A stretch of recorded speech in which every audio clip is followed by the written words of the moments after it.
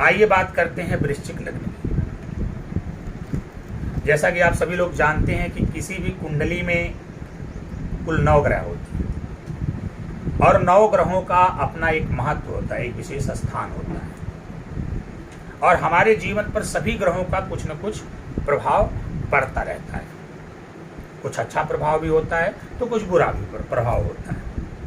लेकिन उन 9 ग्रहों में एकमात्र कोई ग्रह ऐसा होता है जो हमारे जीवन को संपूर्णतया बदलने की क्षमता रखता है, हमें चमत्कारिक रूप से उन्नति प्रदान करने की क्षमता रखता है। तो अगर हम बात वृश्चिक लग्न की करें तो वृश्चिक लग्न में वह ग्रह है चंद्रमा। भाग्य भाव के स्वामी होते हैं।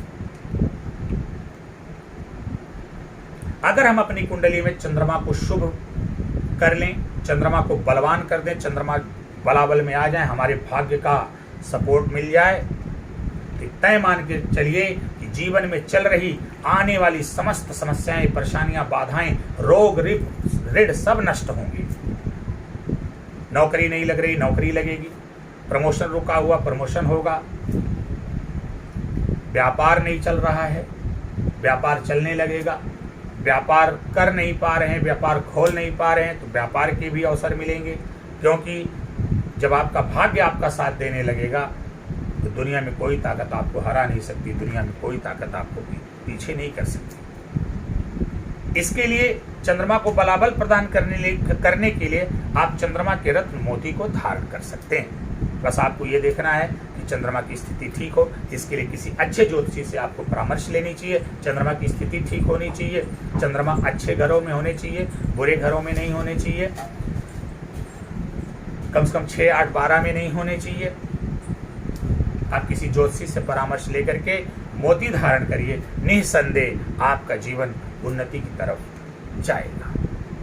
वैसे एक बात यहाँ पर बताते चलें, अगर वृश्चिक लग्न की कुंडली में चंद्रमा पहले घर अर्थात लग्न में ही विराजमान है तो वहाँ पर चंद्रमा नीच के हो जाएंगे। लेकिन हम आपको ये बता दें कि वृश्चिक लग्न की कुंडली में चंद्रमा को नीच होने का कोई दोष नहीं लगता।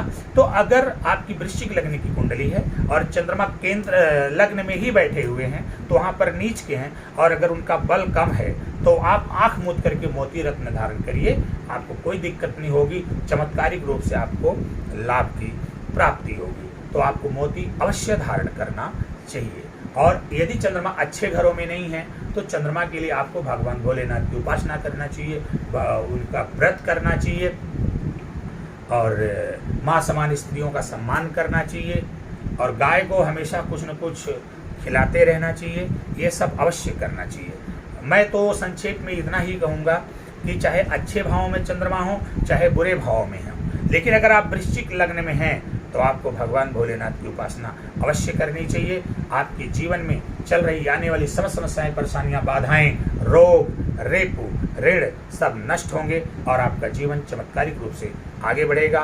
तो आशा करते हैं कि आप हमारी इन बातों को मान करके उस पर चलने का प्रयास करके अपने जीवन को अवश्य सफल बनाएंगे। नमस्कार।